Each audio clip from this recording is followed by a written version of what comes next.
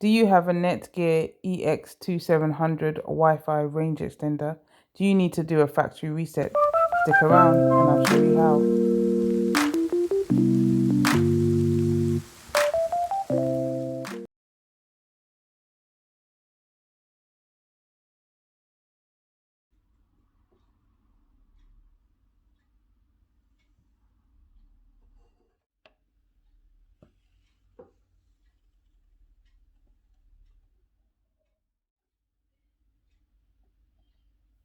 So we have our Netgear EX2700 here.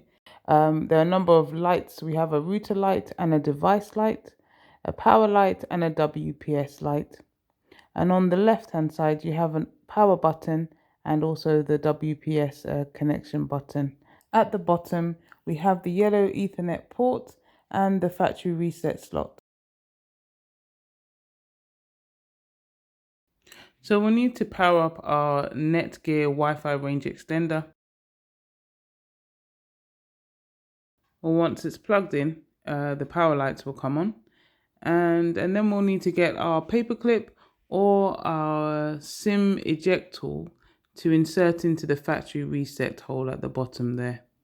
So hold the factory reset button for 10 seconds or 10 blinks of the power light. I think I held mine down for 9 blinks and that did the trick.